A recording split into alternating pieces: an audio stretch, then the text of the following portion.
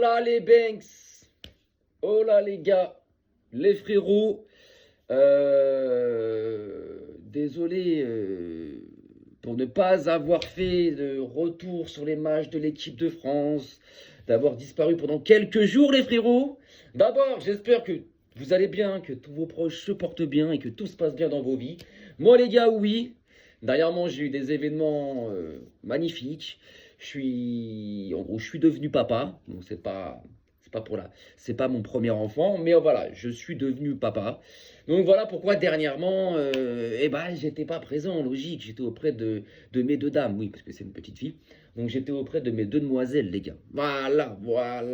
Donc j'ai eu un petit œil sur le France-Brésil, j'ai eu un petit œil sur le Colombie-France, mais vraiment le petit œil furtif.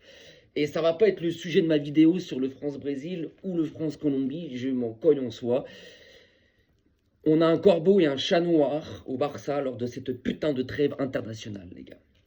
Je le dis, Rafinha blessé. Rafinha blessé, les gars. C'est bon. Depuis 2022, arrivé au mois de mars, on a toujours des blessures de joueurs importants de l'équipe. Toujours. L'année dernière, c'était Baldé, Koundé, Lewandowski. Il y a 2 ans, Lewandowski, Yamal. Il y a 3 ans, Pedri, Koundé, je sais plus qui.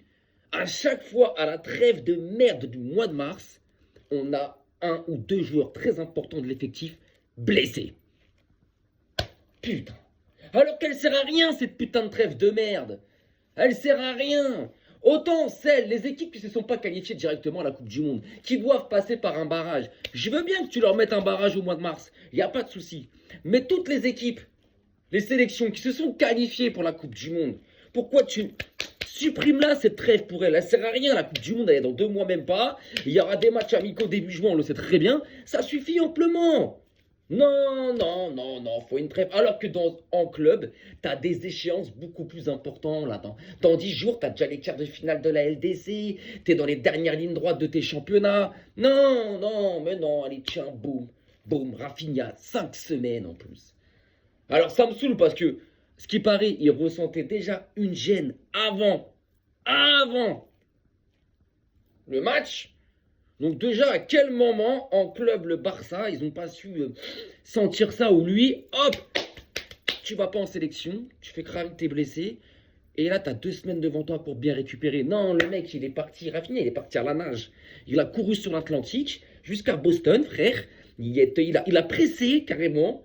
Il est parti jouer ce match-là comme si c'était une finale de Ligue des Champions, frère. Il pressait de partout, il courait de partout. Frère, c'est un match amical. Ils en ont rien à foutre. Sauf que lui, malheureusement, c'est son jeu. C'est son jeu. Et bah, regarde ton jeu. 5 semaines, les gars. 5 semaines. Avant la trêve, on était là, on se disait, allez, il y a la trêve, on espère qu'il n'y aura pas de blessés.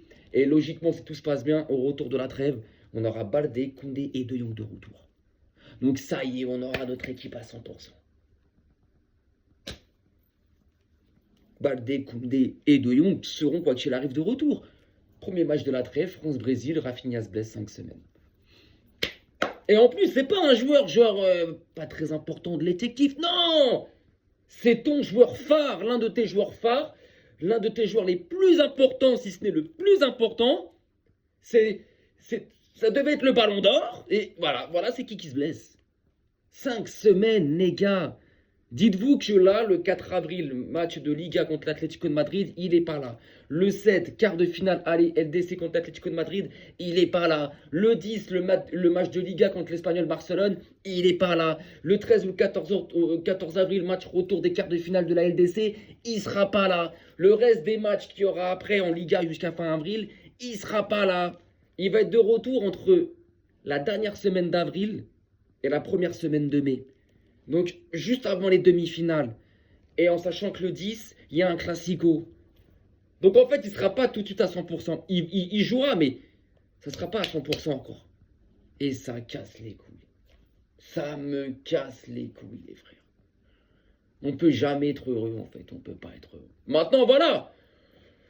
Heureusement que ça va être son moment. Mon gars, là, ça va être ton moment. C'est ton moment, mon gars, là. Rashford, Marcus, c'est ton moment là, frérot. C'est ton moment, Marcus. Fais pas le con. Là, gros, c'est ton moment. Là, tu as 5 semaines devant toi où Rafinha est pas là. Ça va forcément être toi.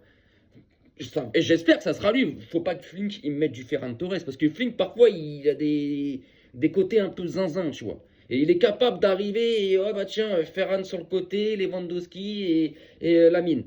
Ou tiens, Fermin, Lewandowski et Lamine. Non, non, non, non, non, tu me mets Marcus. Marcus Rashford. C'est son poste, c'est là où où il a toutes ses qualités, voilà. Firmine, il a déjà prouvé qu'il pouvait, non mais laisse-moi Firmine dans le cœur du jeu. Enfin bref, là Rashford, ça va être ton moment frérot. T'as 5 semaines devant toi, et là on parle pas de 5 semaines du mois de septembre. Hein? Non, non, non, non, non, non, non. Là, tu vas jouer gros 2 quarts de finale de Ligue des Champions. Tu vas jouer des matchs importants en Liga.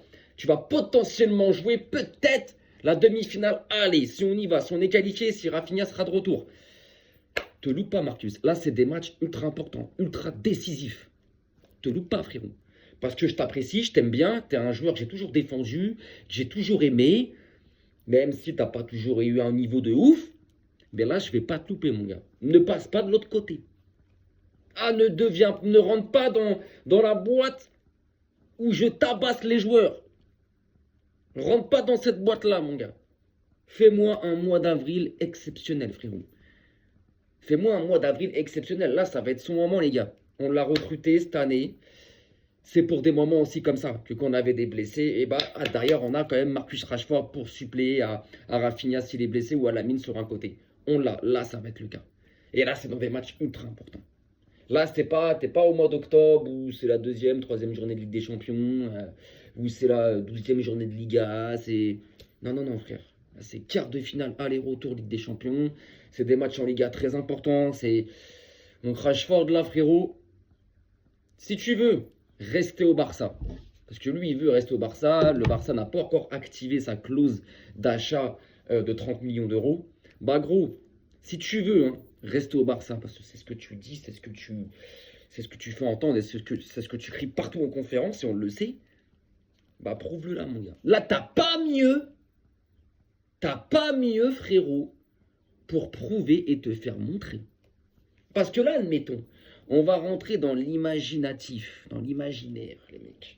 Admettons Rashford, là, contre l'Atlético, il nous qualifie, où il fait des matchs magnifiques, même en Liga et tout ça pendant un mois.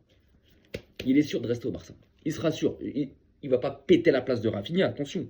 Mais s'il sort en mois d'avril, où c'est un acteur où il devient acteur majeur de ce mois d'avril du Barça, on activera ta clause d'achat de 30 millions. Il le sait. Si tu fais que de la merde, si t'es pas décisif et que tu rien du tout, mon gars, déjà tu vas te prendre une session pression sauce piquante, t'es pas prêt. Et arrivederci, au revoir après. Donc, mon gars, là les gars, il faut qu'ils saisissent cette chance, Rashford. La tête de WAM, faut que Marcus, les gars, là, c'est son moment. Fais-nous kiffer, frérot. Mais soit, alors, on sait qu'il n'est pas pareil que Rafinha, on sait que dans le pressing, c'est pas Rafinha. Dans les retours défensifs, c'est pas Rafinha. Eh bah, fais-le. Je m'en bats les couilles. Fais-le. T'as des jambes, t'es capable d'aller presser un gardien, t'es capable de revenir défendre.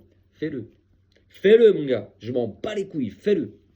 Fais-le. À l'époque où je jouais au foot à un bon niveau et que j'avais mes poumons, que j'avais mes cannes d'antan, ça me dérangeait pas de faire des allers-retours, chaud. Ça me dérangeait pas. Ça me dérangeait pas d'aller presser aussi.